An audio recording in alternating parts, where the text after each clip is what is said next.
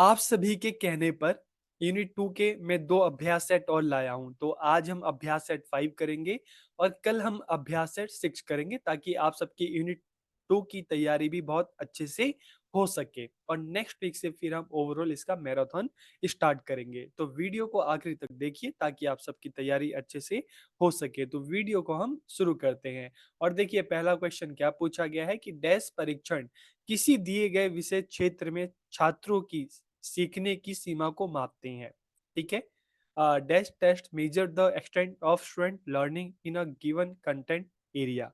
तो ऐसे टेस्ट कौन से होते हैं? अचीवमेंट टेस्ट होता है, एप्टीट्यूड टेस्ट होता है, डायग्नोस्टिक टेस्ट होता है या रेडनेस टेस्ट होता है, जिसको अचीवमेंट टेस्ट को उपलब्धि परीक्षण कहेंगे, एप्टीट्यूड को योग्यता परीक्षण कहेंगे, डायग्नोस्टिक को निदान परीक्षण कहेंगे और रेडीनेस को तत्परता परीक्षण कहेंगे। तो डैश परीक्षण किसी दिए गए विषय क्षेत्र में छात्रों की विद्यार्थियों के सीखने की सीमा को मापते हैं कि एक निश्चित समय में बच्चे ने कितना सीखा है किसी पर्टिकुलर सब्जेक्ट में। ठीक है, मतलब क्षेत्र मतलब किसी पर्टिकुलर एरिया में, किसी पर्टिकुलर सब्जेक्ट में, विषय में। तो इस तरह के टेस्ट को हम क्या कहते हैं? अचीवमेंट टेस्ट कहते हैं, एप्टीट्यूड टेस्ट कहते हैं, डायग्नोस्टिक टेस्ट कहते हैं, रेडीनेस टेस्ट कहते हैं। क्या आंसर है? ए, बी, सी या डी? तो इसका जो राइट आंसर होगा ए, अचीवमेंट टेस्ट, उपलब्धि परीक्षण की किसी भी सब्जेक्ट में, किसी भी विषय में बच्चे ने कितना सीखा है, उसकी अचीवमेंट क्या रही है। ठीक है, तो उसको मापने के लिए जो टेस्ट किया जाता है उसे हम क्या कहते हैं? अचीवमेंट टेस्ट या उपलब्धि परीक्षण। ठीक है। नेक्स्ट क्वेश्चन, जब एक परीक्षण वह मापता है जिसे मापना चाहिए, मतलब किसी परीक्षण का निर्माण कुछ उद्देश्यों के मतलब उद्देश्यों को पूरा करने के लिए होता है। तो जब कोई परीक्षण, ठीक है, जिस लिए बना है उस चीज को मापता है, तो इस तरह के इसको हम क्या कहते हैं? ठीक है, ऑब्जेक्टिविटी कहते हैं, रिलायबिलिटी कहते हैं, वैलिडिटी कहते हैं, यूजिबिलिटी कहते हैं, प्रयोज्यता। ठीक है। When a test measure what it is suppose to measure. Example के लिए मान लो, अगर 10th क्लास का अगर एसएसटी का पेपर है, सोशल साइंस का पेपर है, ठीक है, तो सोशल साइंस अगर मान लो पेपर आया है तो क्या नापेगा कि उस पेपर में कि बच्चे की हिस्ट्री में कितनी नॉलेज है, बच्चे की सिविक्स में कितनी नॉलेज है, बच्चे की इकोनॉमिक्स में कितनी नॉलेज है, बच्चों की ज्योग्राफी में कितनी नॉलेज है। तो कोई टेस्ट जिस लिए बना है वही चीज मापता है, तो उसको हम क्या कहेंगे? ऑब्जेक्टिविटी कहेंगे, रिलायबिलिटी कहेंगे, वैलिडिटी कहेंगे या यूजिबिलिटी कहेंगे? क्या कहेंगे हम? ए, बी, सी या डी? तो इसका राइट आंसर क्या होता है? वैलिडिटी, वैधता। ठीक है, कि जो परीक्षण जिस चीज के लिए बना है उस चीज को मापता है। ठीक है, आगे हम बढ़ते हैं क्वेश्चन नंबर 3। अब क्वेश्चन नंबर 3 में क्या पूछा है? तो देखिए यहाँ पर पूछा है कि 25 साल के एक लड़के की आईक्यू क्या होगी जिसकी मानसिक आयु 16 वर्ष है। ठीक है, तो मतलब एक लड़का जिसकी एक्चुअल जो एज है वो क्या है? 25 ईयर, लेकिन दिमाग से अभी भी वो बच्चा है। ठीक है, जैसे एग्जाम्पल के लिए कोई मिल गया में ऋतिक रोशन, आपने देखा होगा कि बड़ा तो हो जाता है लेकिन शरीर से बड़ा हो जाता है, उम्र से बड़ा हो जाता है, लेकिन उसका दिमाग अभी भी बच्चों वाला रहता है। तो 25 साल के एक लड़के की आईक्यू क्या होगी जिसकी मानसिक आयु 16 वर्ष है? ठीक है, तो ए 64, बी 75, सी 80, डी 100। अगर मान लो फ्यूचर में अगर एक क्वेश्चन एग्जाम में आ जाता है, तो अगर आईक्यू लेवल पता करने के लिए क्या एक फॉर्मूला दिया है? ठीक है, फॉर्मूला क्या है? एम ए, ठीक है, I Q is equal to M A oblique में आप सी ए, ठीक है, इंटू 100। ठीक है, तो एम ए का मतलब मेंटल एज और सी ए का मतलब क्रोनोलॉजिकल एज, मतलब जो फिजिकल एज है, जो एक्चुअल एज है। ठीक है, और इंटू 100 कर देते हैं। तो यहाँ पर जब हम देखते हैं कि अगर हम मेंटल एज की बात करते हैं, मानसिक आयु की बात करते हैं, तो कितना है? 16 है। ठीक है, 16 है। और अगर हम उसकी बात करें सी ए, क्रोनोलॉजिकल एज, ठीक है, जो उसकी एक्चुअल आयु है वो कितनी है बच्चे की? जो है वो है 25। ठीक है, और अब इनको हम क्या करेंगे? मल्टीप्लाई कर देंगे। ठीक है, किससे करेंगे? 100 से। तो फिर आप जब इसको करेंगे तो एक्चुअल एज जो होती है वो आ जाएगी कि 16 को 25 से आपको क्या करना है? पहले भाग करना है, फिर जो भी आंसर है उसको 100 से मल्टीप्लाई कर दो। तो यहाँ पर राइट आंसर क्या आएगा? 64 आएगा। ठीक है, तो फ्यूचर में जब भी इस तरह का कोई क्वेश्चन आए कि आईक्यू पता करनी हो, तो मेंटल एज, ठीक है, मतलब मानसिक आयु क्या है, दिमाग से बच्चा कितने साल का है। ठीक है, कुछ बच्चे ऐसे भी होते हैं जो 10 साल के, 12 साल के, लेकिन दिमाग से काफी तेज होते हैं। ठीक है, तो उनकी ज़्यादा होती है।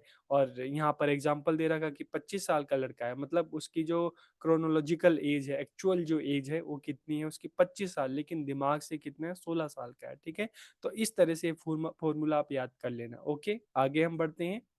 Question number 4। तो क्वेश्चन नंबर 4 में क्या पूछा है, द कंसेप्ट ऑफ SUPW, जिसको शॉर्ट में सुपा भी बोलते थे। ठीक है, तो the concept of SUPW was, ठीक है, किसके द्वारा मतलब इस अवधारणा को दिया गया है। SUPW की अवधारणा को डैश के द्वारा स्पष्ट किया गया था, किसके द्वारा किया गया था। ए अगर ऑप्शन की बात करें, आदि सेसिया समिति। बी की बात करें, ईश्वर भाई पटेल समीक्षा समिति। सी की बात करें, राममूर्ति समिति। या डी की बात करें, संपूर्णानंद समिति। तो ये जो SUPW का जो कॉन्सेप्ट है, अब आप सोच रहे होंगे ना कि SUPW क्या है, सोशली यूजफुल प्रोडक्टिव वर्क। तो कहीं ना कहीं ये जो है आर्ट एंड क्राफ्ट से संबंधित रखता है। ठीक है, तो एक्चुअल में जब बीएड पहले क्या करते थे बच्चे, बीएड करते थे, डीएलएड करते थे, तो बीएड डीएलएड में साथ साथ फिलोसफी, साइकोलॉजी, सोशोलॉजी, ये सारी चीजें पढ़ाई जाती थी। साथ साथ बच्चों को आर्ट एंड क्राफ्ट भी पढ़ाया जाता था, ताकि स्कूल में जब बच्चे जाएंगे तो काम आएगा उनके। ठीक है, तो ये जो होता था आर्ट एंड क्राफ्ट की हम बात करें, SUPW का पार्ट होता था। तो इसकी जो सिफारिश थी किस समिति ने की। ठीक है, तो यहाँ पर राइट आंसर क्या होगा, ईश्वर भाई पटेल रिव्यू कमेटी, जिन्होंने 1977 में इसकी सिफारिश की। ठीक है, तो इसका जो राइट आंसर SUPW मतलब सोशली यूजफुल प्रोडक्टिव वर्क। ठीक है, आगे हम बढ़ते हैं। Question number 5। अब क्वेश्चन नंबर 5 में क्या पूछा है कि dash is to identify the level of performance of student, की विद्यार्थियों के प्रदर्शन स्तर की पहचान करना क्या कहलाता है। ठीक है, कि बच्चा कितना सीख रहा है, बच्चे ने कितना सीखा, बच्चे ने कितना समझा। ठीक है, तो उसके जो प्रदर्शन स्तर है उसका पता लगाना, उसकी पहचान करना क्या कहलाता है, मेजरमेंट कहलाता है, असेसमेंट कहलाता है, इवेल्युएशन है या टेस्ट है, क्या कहलाता है। Dash is to identify the level of performance of student, की बच्चे की अभी कितनी परफॉर्मेंस है, बच्चे ने कितना सीखा है। तो इसे हम क्या कहेंगे, इसे हम कहेंगे असेसमेंट, आकलन। ठीक है, आगे हम बढ़ते हैं। Question number 6। अब क्वेश्चन नंबर 6 में क्या पूछा है कि विद्यार्थियों की शैक्षिक उपलब्धि को अंकों में व्यक्त करना, expressing the academic achievement of student in marks is called, कि बच्चे की जो भी अचीवमेंट है उसको जब हम नंबर में उसको व्यक्त करते हैं, जैसे मार्कशीट मिलती है ना आप सबकी, तो उसे क्या कहते हैं, इवेल्युएशन कहते हैं, मेजरमेंट कहते हैं, असेसमेंट कहते हैं, टेस्ट कहते हैं, क्या करते हैं। तो देखिए, जब हम नंबर्स की बात करते हैं ना, तो इसका मतलब क्या होगा, मेजरमेंट। ठीक है, मापन। विद्यार्थियों की शैक्षिक उपलब्धि को अंकों में व्यक्त करना मेजरमेंट कहलाता है। ठीक है, यहाँ पे नंबर्स की बात की जा रही है। आगे हम बढ़ते हैं। Question number 7। अब क्वेश्चन नंबर 7 में क्या पूछा है कि एक ऐसी प्रक्रिया जो विद्यार्थियों की उपलब्धियों, शिक्षण विधियों तथा शिक्षण उद्देश्यों की जांच करती है, कि एक निश्चित समय में बच्चे की शैक्षिक उपलब्धि क्या है। ठीक है, जिन विधियों के माध्यम से शिक्षक ने बच्चे को पढ़ाया वो विधियां कितनी सफल रही, और जिन शिक्षण उद्देश्यों को पूरा करने के लिए बच्चों को पढ़ाया गया वो शिक्षण उद्देश्य कितने सफल रहे। तो इन सब की जांच करना, जिसमें विद्यार्थी की उपलब्धि भी आ गई, शिक्षण विधियां भी आ गई, शिक्षण उद्देश्य भी आ गए, तो एक बहुत बड़ा टर्म आ जाता है। ठीक है, तो इसको इन सब की जांच करना क्या कहलाता है, टेस्ट कहलाता है, असेसमेंट, मेजरमेंट या इवेल्युएशन। तो यहाँ पर राइट आंसर क्या होगा, इवेल्युएशन, मूल्यांकन। ठीक है, आगे हम बढ़ते हैं। Question number 8। अब क्वेश्चन नंबर 8 में क्या पूछा है कि इसमें विद्यार्थियों के सभी पक्षों में हुए परिवर्तनों की जांच का कार्य शामिल है। This includes the work of examine the changes in all aspect of the student. All aspect का मतलब है, चाहे हम मेंटल बात करें, चाहे हम फिजिकल की बात करें, हम सोशल की बात करें, कल्चरल की बात करें, तो सभी एस्पेक्ट मतलब ऑलराउंड डेवलपमेंट की बात की जाती है। तो इसका संबंध किससे है, असेसमेंट से है, टेस्ट से है, मेजरमेंट से, इवेल्युएशन से। तो देखिए, मैंने आपको अभी बताया ना कि इवेल्युएशन का जो जो दायरा है वो बड़ा है, और ये सारी चीजें कहीं ना कहीं इवेल्युएशन में ही आ जाती हैं। तो यहाँ पर राइट आंसर क्या होगा, इवेल्युएशन। ठीक है, आगे हम बढ़ते हैं। Question number 9। अब क्वेश्चन नंबर 9 में क्या पूछा है, it is a quantitative process, की मात्रात्मक प्रक्रिया है। तो देखिए, मात्रात्मक मतलब जहाँ पे नंबर्स की बात की जा रही है, और आप अभी तक आप समझ चुके होंगे जब हम नंबर्स की बात करेंगे तो क्या होगा, मेजरमेंट आएगा। ठीक है, जब भी हम नंबर्स की बात करेंगे, हम क्वांटिटी की बात करेंगे, तो वहां पर मेजरमेंट आएगा। Okay, question number 10। यह शिक्षण और अधिगम के सुधार के लिए एक उपयोगी कक्षा अनुसंधान है। It is a useful classroom research for improving teaching and learning. तो देखिए, क्लासरूम रिसर्च, क्लासरूम कक्षा अनुसंधान मतलब क्लास में बच्चों को पढ़ाते पढ़ाते बच्चों से क्वेश्चन पूछना, ठीक है, पता लगाना क्वेश्चन के माध्यम से कि बच्चा कितना सीख रहा है, कितना नहीं सीखा, क्या दिक्कत है। तो क्लास में ये चीजें टीचिंग लर्निंग के टाइम पे चलती हैं, ठीक है। तो इसको हम जो निम्नलिखित जो अलग-अलग ऑप्शन है, हम किसको कहेंगे कि एक कक्षा अनुसंधान भी है, क्लासरूम रिसर्च भी है, ठीक है? तो इसका संबंध किससे है? टेस्ट से है, असेसमेंट से है, मेजरमेंट से, इवैल्यूएशन से है, किससे है? तो राइट आंसर क्या होगा? असेसमेंट। असेसमेंट को हम क्या कहते हैं? क्लासरूम रिसर्च भी कहते हैं, जो टीचिंग लर्निंग के दौरान चलता है, ठीक है? आगे हम बढ़ते हैं, क्वेश्चन नंबर 11। अब 11 में क्या पूछा है कि यह पूरे वर्ष औपचारिक एवं अनौपचारिक रूप से चलता है। It goes on formally and informally throughout the year. क्या? Continuous evaluation, comprehensive evaluation, both A and B, या इनमें से कोई नहीं। तो देखिए, जब बात आ रही है पूरे वर्ष और औपचारिक एंड अनौपचारिक रूप से चलता है, मतलब इसमें क्वेश्चन में ही आंसर है कि पूरे वर्ष चल रहा है, ठीक है। तो मतलब क्या है? कॉन्टिन्यूअस, लगातार चलने वाला, सतत इवैल्यूएशन, सतत मतलब कॉन्टिन्यूअस इवैल्यूएशन, सतत मूल्यांकन जो पूरे साल भर चलता रहता है, ठीक है। क्लासरूम में भी बच्चों की ऑब्जर्वेशन होती है, क्लास के बाहर भी बच्चा कितना सीख रहा है, कितना समझ रहा है, ठीक है। तो इसे हम कहते हैं कॉन्टिन्यूअस इवैल्यूएशन, सतत मूल्यांकन। ओके, नेक्स्ट क्वेश्चन है, इसमें शारीरिक, मानसिक, सामाजिक, नैतिक, संवेगात्मक विकास सम्मिलित है, मतलब ऑलराउंड डेवलपमेंट सम्मिलित है। इसमें सभी पक्षों को शामिल किया जाता है। तो क्या कॉन्टिन्यूअस होगा, कॉम्प्रिहेंसिव होगा, ए एंड बी बोथ, या डी इनमें से कोई नहीं? तो देखिए, जब सभी सारे एस्पेक्ट की बात की जा रही है ना कि बच्चा क्लास में कैसा है, क्लास के बाहर कैसा है, ठीक है, वो जब बच्चे की होल डेवलपमेंट की बात की जा रही है, होलिस्टिक डेवलपमेंट की बात की जा रही है, ठीक है, पढ़ाई के साथ साथ और क्रियाओं के बारे में भी पता लगाया जा रहा है कि बच्चा और भी कौन-कौन सी चीज़ों में अच्छा है, तो फिर इवैल्यूएशन का दायरा बढ़ जाता है और उसे हम कहते हैं कॉम्प्रिहेंसिव, जिसमें पढ़ाई के साथ-साथ खेल-कूद, डांस, गाना, ये सारी चीज़ें इसमें शामिल हो जाती है, ठीक है? तो इसलिए इसको कॉम्प्रिहेंसिव व्यापक कहा जाता है, इसका दायरा बहुत ज़्यादा बढ़ जाता है, ठीक है? आगे क्वेश्चन नंबर 13। अब 13 में क्या कहा गया है कि इनको 2 भागों में बाँट सकते हैं, संज्ञानात्मक एवं सह-संज्ञानात्मक, ठीक है?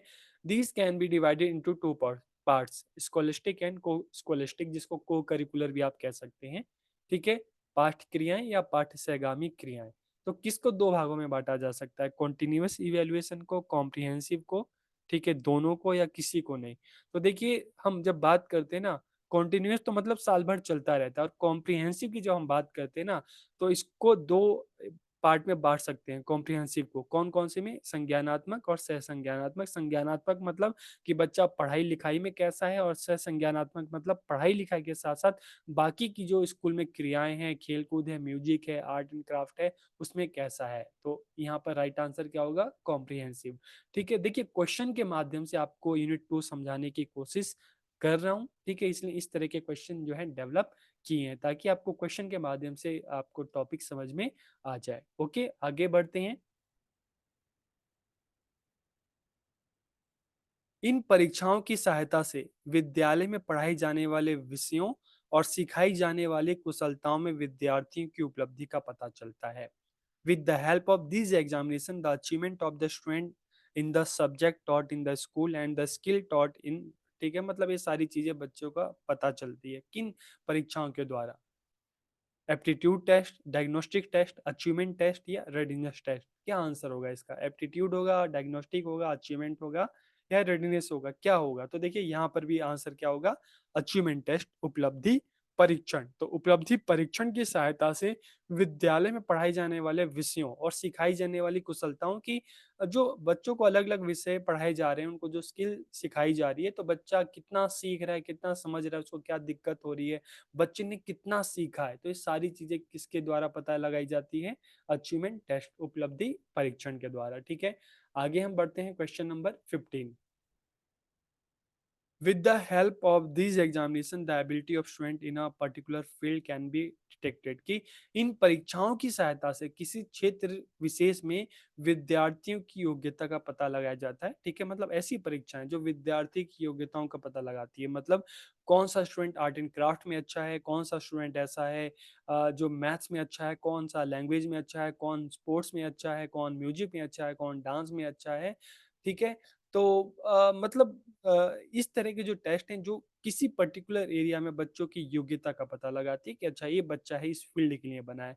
तो इस तरह के टेस्ट को हम क्या कहते हैं? एप्टीट्यूड टेस्ट कहते हैं, डायग्नोस्टिक टेस्ट कहते हैं, डायग्नोस्टिक टेस्ट या अचीवमेंट टेस्ट या रेडीनेस टेस्ट। कौन सा टेस्ट कहते हैं? योग्यता परीक्षण, निदान परीक्षण, उपलब्धि परीक्षण या तत्परता परीक्षण क्या हम कहते हैं? तो देखिए इस तरह का जो टेस्ट है ना जो विद्यार्थी की योग्यता का पता लगाता है तो क्या है? एप्टीट्यूड टेस्ट, योग्यता परीक्षण किसी भी पर्टिकुलर एरिया में।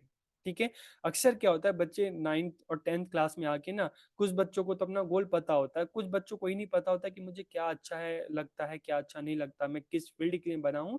तो ऐसे बच्चों के लिए एप्टीट्यूड टेस्ट होता है जिसके द्वारा उनको पता चलता है कि वो किस एरिया में बेहतर प्रदर्शन कर सकते हैं। ठीक है, आगे बढ़ते हैं क्वेश्चन नंबर 16। अब यहाँ पे पूछा है कॉन्टिन्यूएशन कॉम्प्रिहेंसिव इवेल्युएशन की जब हम बात करते हैं ना इसको शॉर्ट में सीसी कहते हैं। ठीक है, तो सीबीएसई ने इसको किस ईयर इसको लॉन्च किया था? ठीक है, किस साल इसको शुरू किया था? 2005, 2009, 2013 या 2017 किस साल शुरू किया था? ठीक है, तो यहाँ पर मैं आपको हिंट भी देता हूँ कि उसी साल राइट टू एजुकेशन एक्ट आया था और उसी साल रमसा राष्ट्रीय माध्यमिक शिक्षा अभियान भी आया था। तो बताइए किस साल? 5, 9, 13 या 17? तो राइट आंसर क्या होगा? 2009। ओके, आगे हम बढ़ते हैं क्वेश्चन नंबर 17। 17 में क्या पूछा है कि इनका निर्माण, मतलब ऐसा कौन सा टेस्ट है जिसका निर्माण विशेषज्ञ और मनोवैज्ञानिकों के द्वारा किया जाता है? कौन सा टेस्ट है जिसका निर्माण जो एक्सपर्ट्स हैं जो साइकोलॉजिस्ट हैं करते हैं? ठीक है, और इस तरह के टेस्ट के अगर मैं एग्जांपल दूं, ठीक है, तो इस तरह का टेस्ट जैसे सी टेट हो गया, बोर्ड के एग्जाम हो गए, और इसके अलावा आप जो अभी एग्जाम देने जा रहे हैं, ठीक है, तो वो सब इसके एग्जाम्पल हैं जिसका निर्माण एक्सपर्ट्स के द्वारा किया जाता है। Class test, weekly test, standardize test या टीचर मेड टेस्ट? तो कौन सा टेस्ट है जिसका निर्माण विशेषज्ञ या मनोवैज्ञानिक करते हैं? तो देखिए विशेषज्ञ और मनोवैज्ञानिक। ठीक है, तो इसका राइट आंसर क्या होगा? Standardize test. ठीक है, इसको हिंदी में हम प्रमापित या मानकीकृत परीक्षण भी कहते हैं। ओके, आगे हम बढ़ते हैं क्वेश्चन नंबर 18। 18 में क्या पूछा है कि इनका प्रकाशन किसी संस्था या व्यापारिक फर्म के द्वारा किया जाता है। कि ऐसा टेस्ट जिसका जो प्रकाशन है, ठीक है, कोई पर्टिकुलर एजेंसी करती है। जिस कॉलेज में या स्कूल में बच्चा पढ़ता है वो कॉलेज और या स्कूल वाले नहीं करते, कोई पर्टिकुलर फर्म करती है, कोई पर्टिकुलर एजेंसी करती है। ठीक है, ऐसे टेस्ट बाहर से बनकर आते हैं। तो ऐसे कौन से टेस्ट होते हैं? स्टैंडर्डाइज टेस्ट है, क्लास टेस्ट है, टीचर मेड टेस्ट है, वीकली टेस्ट है? तो इसका भी क्या आंसर होगा? इसका भी होगा स्टैंडर्डाइज टेस्ट। ठीक है, अब इन क्वेश्चन के माध्यम से आप समझ सकते हैं कि स्टैंडर्डाइज टेस्ट क्या होते हैं, प्रमाणीकृत या मानकीकृत परीक्षण क्या होते हैं। ठीक है, कि जिनका निर्माण एक्सपर्ट करते हैं और जो एक ही बार में लाखों बच्चे एक साथ उसको बैठ कर देते हैं। जैसे मैंने आपको बताया सी टेट का हो गया, ठीक है, नेट का हो पेपर हो गया, आप जो एग्जाम अब देंगे टीचर का, ये सारे जो टेस्ट होते हैं स्टैंडर्डाइज टेस्ट होते हैं। ठीक है, आगे हम बढ़ते हैं और जितने भी एप्टीट्यूड टेस्ट हम बात करते हैं, इंटेलिजेंस की बात करते हैं, सारे के सारे स्टैंडर्डाइज टेस्ट होते हैं। आगे अगर हम बात करें क्वेश्चन नंबर 19। 19 में क्या पूछा है? निम्न में से किस परीक्षण को विश्वसनीय नहीं माना जा सकता? Class test, standardize test, weekly test या DANC? तो अब जाहिर सी बात है जब हमें स्टैंडर्डाइज टेस्ट के बारे में, इसके कंसेप्ट के बारे में पता चल गया कि इसका निर्माण एक्सपर्ट करते हैं। ठीक है, तो जब एक्सपर्ट करते हैं तो भाई इसको तो हम कहेंगे कि भाई नहीं ये तो विश्वसनीय है। तो कौन सा नहीं है? जो क्लास टेस्ट होता है और जो वीकली टेस्ट होता है इसको हम विश्वसनीय नहीं कर सकते, क्योंकि ये टीचर अपनी हिसाब से इसको अपने हिसाब से अपनी सुविधा के हिसाब से और बच्चों के हिसाब से इस तरह के तैयार करते हैं। ठीक है, तो इसलिए इसको हम पूरी तरीके से हम इसको मतलब इसको स्टैंडर्डाइज नहीं कह सकते, क्योंकि इसमें टीचर अपनी सुविधाओं का भी ध्यान रखते हैं। ठीक है, तो कई बार तो ऐसा भी होता है कि खुद से ना बना के किसी दूसरे से बनवा लिया। ठीक है, कई बार ऐसा भी होता है कि पुराने पेपर है उनमें से देख के बना लिया। तो इसलिए इस तरह के जो टेस्ट को हम ज़्यादा विश्वसनीय नहीं मान सकते। ठीक है, आगे हम बढ़ते हैं the characteristics of standardized test is कि मानकीकृत परीक्षण की क्या विशेषता है? रिलायबल है, वैलिड है, ऑब्जेक्टिविटी है, कॉम्प्रिहेंसिवनेस है, डिफरेंशिएशन है, प्रैक्टिकलिटी है, या सभी हैं। ठीक है, तो अब इस क्वेश्चन को रखने का मेन मकसद ये था कि क्योंकि कई बार ये पूछ लेते हैं कि जो मानकीकृत परीक्षण है, जो स्टैंडर्डाइज्ड टेस्ट है, तो उसकी क्या विशेषता है, तो आपको विशेषता पता होनी जरूरी है। ठीक है, वैलिडिटी मतलब कि जिस उद्देश्य के लिए पेपर बनाया गया है उस उद्देश्य की पूर्ति करे। रिलायबिलिटी का मतलब है कि जो पेपर है, ठीक है, उसका रिजल्ट चाहे मतलब वो उसका जो रिजल्ट है उसमें कुछ ज़्यादा फ़र्क ना आए। मान लो आपने पेपर दिया, ठीक है? तो आपने पेपर दिया, अब चाहे उसको 5 लोग चेक करें, उसको 10 लोग चेक करें, लेकिन आपके मार्क्स में ज़्यादा फ़र्क ना आए, ठीक है? तभी हम उसको रिलायबल कहेंगे। और मान लो एक ने चेक किया, आपके 100 में से 100 आए, दूसरे ने चेक किया, आपके 100 में से 50 आए, तो क्या उसको रिलायबल कहेंगे? नहीं, ठीक है? ऑब्जेक्टिविटी की अगर हम कहेंगे तो ऑब्जेक्टिविटी का मतलब, वस्तुनिष्ठता का मतलब है कि किसी तरह की कोई बायसनेस या भेदभाव ना हो। अक्सर बच्चों का ही होता है ना कि नहीं हमने तो पूरा किया था, नंबर हमारे अच्छे नहीं आए, काट लिए होंगे लग रहा है। तो ऑब्जेक्टिविटी का मतलब है कि इस तरह का कोई भेदभाव ना हो, कोई बायसनेस ना हो। कॉम्प्रिहेंसिवनेस का मतलब है कि पूरा सिलेबस कवर करे।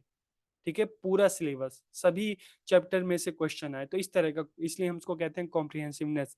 डिफरेंशिएशन का मतलब है कि उस टेस्ट को देने के बाद उस टेस्ट के द्वारा कौन से बच्चे क्लास में बहुत अच्छे हैं, ठीक है, कौन से बच्चे मतलब अबो एवरेज हैं, कौन से बच्चे एवरेज हैं, कौन से बच्चे बिलो एवरेज है, उसका पता चले। इस तरह के टेस्ट होने चाहिए। ऐसे टेस्ट ना हो कि सभी के सभी बच्चे 100 ला रहे हैं, या ऐसे टेस्ट ना हो कि सभी के सभी बच्चों को 0 आ रहे हैं। ठीक है, तो टेस्ट ऐसे होने चाहिए जिससे क्लास में बच्चों के बारे में कौन अबो एवरेज है, कौन बिलो एवरेज है, उसका पता चले। और प्रैक्टिकलिटी का मतलब है कि जो टेस्ट बनाए जाए उसको यूज भी किया जा सके। ठीक है, ज़्यादा महंगे ना हो, आराम से उसको अप्लाई किया जा सके बच्चों पे, तो इसलिए तो ये सारी विशेषताएं हैं। ठीक है, आगे हम बढ़ते हैं। अब ये विशेषताएं समझ में आ जाती है ना, तो आप इनमें से कोई भी इस तरह से क्वेश्चन आ जाएगा तो आप उसको आराम से कर सकते हैं। ठीक है, आगे हम बढ़ते हैं। लास्ट क्वेश्चन 21, इसमें क्या पूछा है कि यह व्यवहार अध्ययन की वह विधि है जिसमें व्यक्ति विशेष का समग्र रूप से उसी के परिवेश में अध्ययन किया जाता है ताकि उसके व्यवहार और व्यक्तित्व के सभी पक्षों की जानकारी प्राप्त हो सके। ठीक है, मतलब इस तरह के जो स्टडी है उसमें किसी भी इंडिविजुअल का, उसका जो अ, अतीत है, उसका वर्तमान है, ठीक है, उसकी पूरी मतलब उसका अध्ययन किया जाता है ताकि बच्चे के बारे में अच्छे से पता चल सके, और इसी के आधार पर उसको फ्यूचर के लिए गाइड किया जाता है। ठीक है, तो मतलब किसी भी इंडिविजुअल की डिटेल स्टडी, तो इस तरह की स्टडी को हम क्या कहते हैं? ग्रुप स्टडी कहते हैं, क्लास स्टडी कहते हैं, डीप स्टडी कहते हैं, या केस स्टडी कहते हैं, क्या कहते हैं इस तरह की स्टडी को? तो देखिए, जब हम किसी इंडिविजुअल की बात करें ना, किसी व्यक्ति की डिटेल स्टडी की बात करते हैं ना, तो इस तरह की स्टडी को क्या कहते हैं? केस स्टडी, व्यक्तिगत अध्ययन, या इसको व्यक्तिक अध्ययन भी कहते हैं। ठीक है, तो ये 25 क्वेश्चन, सॉरी 21 क्वेश्चन का सेट था, जिसके थ्रू आपको स्टैंडर्डाइज टेस्ट के बारे में आपको पता चल गया होगा। ठीक है, आपको मेजरमेंट के बारे में पता चल गया होगा कि क्या होते हैं, आपको केस स्टडी के बारे में पता चल गया होगा। ठीक है, अब कल के वीडियो में हम कुछ क्वेश्चन इंटेलिजेंस के बारे में हम बात करेंगे, जो थ्योरीज है उसके बारे में हम बात करेंगे। ठीक है, ताकि आपका जो यूनिट 2 है वो भी अच्छे से क्लियर हो जाए, और उसके बाद नेक्स्ट वीक से हम फिर पूरा जो सिलेबस है उसको एक साथ कवर करेंगे अलग अलग क्वेश्चन सीरीज के माध्यम से। ठीक है, तो आप सबको बहुत बहुत शुभकामनाएं।